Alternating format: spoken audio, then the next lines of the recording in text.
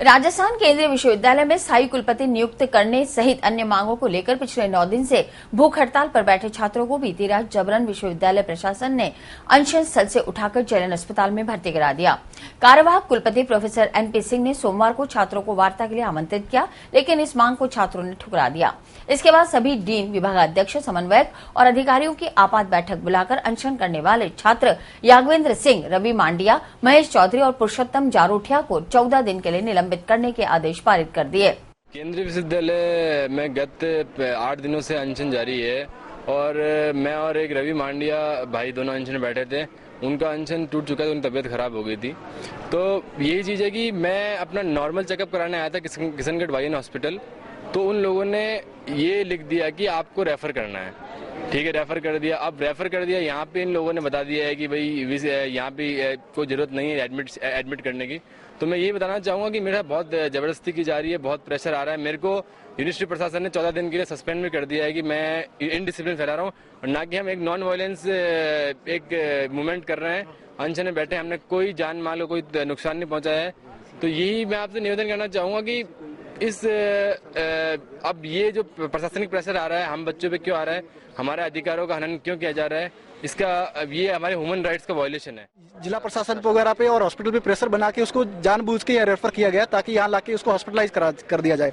यहाँ लाके हमने इसको चेकअप कराया तो जो नॉर्मल ब्लड शुगर लेवल है वो 89 पाया गया, जो WHO के अकॉर्डिंग 80 है और उसके आसपास ही है। तो ये कोई हेल्दी व्यक्ति का ही इतना ही होता है।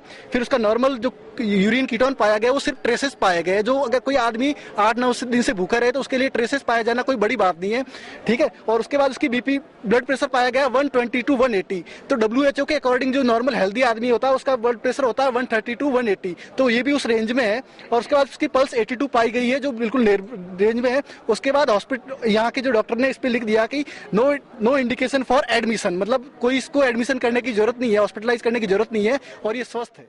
वो जो वहाँ के स्टूडेंट्स हैं अपनी मांग को जो मांग रहे हैं उन पे जबरन अत्याचार कर रहे हैं, जबरन उनको मांगे पूरी नहीं करते हुए उनको अनशन से उठाने के लिए प्रशासन के थ्रू बार बार उनको फोर्सफुली किशनगढ़ उन्होंने चेकअप के लिए गए तो वहाँ भी उनको फोर्सफुली जेएलएन रेफर कर दिया गया। और अभी जेएलएन आएगा, अजमेर जेएलएन, जिसके अंदर भी उनके दबाव ये बनाया जा रहा है कि इनको यहाँ पे एडमिट कराकर इनको यहाँ से अनशन छुड़वाया जाए, जिसके लिए अभी नॉर्मल रूटीन चेकअप हुआ, जिसके चेकअप के अंदर सब चीज नॉर्मल मांग गई।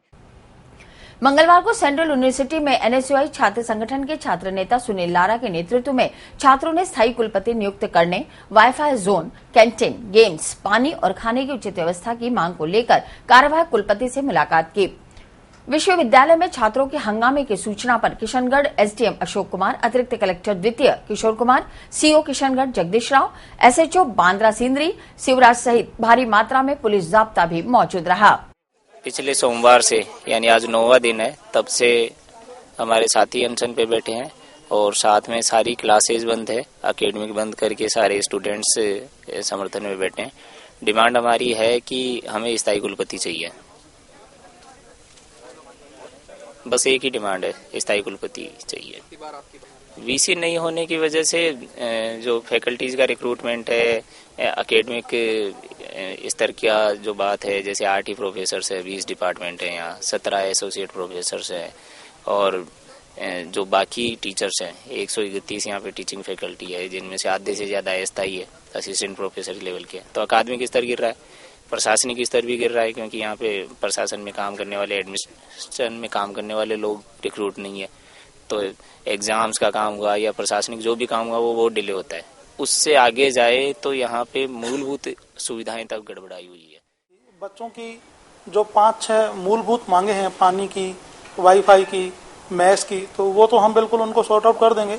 जो यहाँ के एक्टिंग वीसी हैं, गुप्ता जी से मेरी बात हुई, गुप्ता जी ने भी बच्चों को एश्योर किया कि हम लोग बिल्कुल जो आपकी प्रॉब्लम्स हैं उनको सॉर्ट आउट कर देंगे और बहुत अच्छी तरीके से हम उनका समाधान कर देंगे।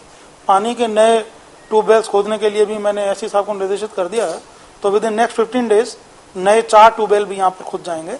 वाईफाई के लिए गुप्ता जी ने बताया है कि वो उसके लिए कार्य कर रहे हैं, तो अगले 1 महीने के अंदर अंदर जो 1-2 बिल्डिंग्स और रह गई हैं उनको भी वाईफाई कर देंगे। मैस का जहाँ तक सवाल था, तो मैस के लिए आपने बताया कि बच्चों की ही 5 से 10 बच्चों की कमेटी बना देंगे और वो जो उनको खाना है, जिस तरीके से खाना है, क्या बनवाना है, वो लोग इंश्योर कर लें। इसके अलावा जो बच्चों से बात हुई, बच्चे एक ही बात कह रहे हैं कि भाई हमको वाइस चांसलर स्थायी नियुक्त करके दो, तो वो काम MHRD का है।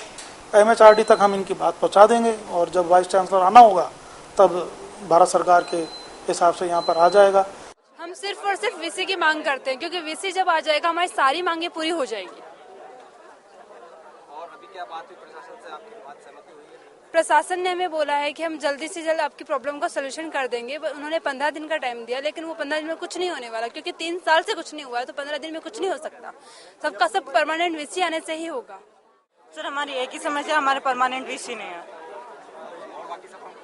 सर। बाकी समस्या वो उनके आने पे सब कुछ सोल्व हो जाएगी, क्योंकि सर हम हमेशा इन्हें समस्या बताते हैं, ये हमें कहते हैं सही हो भी जाएगी।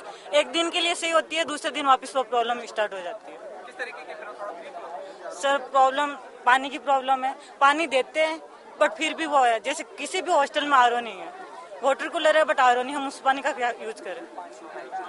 मोस्टली पानी भी नहीं आता, कंटिन्यू हमारे हॉस्टल में 5 दिन पानी नहीं था।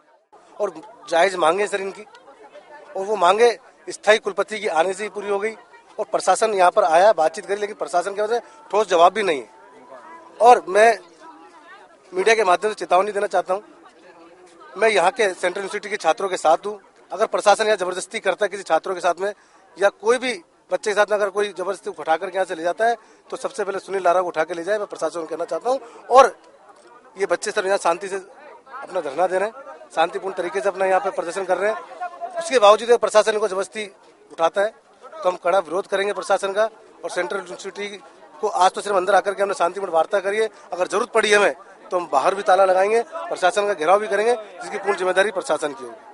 आज हमारे NSO की तरफ से हमारा एक डेलीगेशन यहाँ पर प्रशासन से बात करने के लिए आया था, और प्रशासन से बात करने के बाद में बहुत जल्द से जल्द कुलपति को बात करने के लिए, यहाँ पे स्थगित करने के लिए हमने भी यहाँ पे अनुरोध किया है। और अगर हमारी बात भी नहीं मानी जाती है तो NSO द्वारा भी एक डेलीगेशन दिल्ली जाकर, और जो स्मृति ईरानी जो यहाँ पे केंद्रीय विश्वविद्यालयों के जो मिनिस्टर हैं उनसे बात की जाएगी। और फिर भी अगर नहीं मानी जाती है तो NSO संगठन द्वारा उग्र आंदोलन किया जाएगा, जिसकी समस्त जिम्मेदारी राजस्थान सरकार, केंद्रीय सरकार और यूनिवर्सिटी प्रशासन की होगी।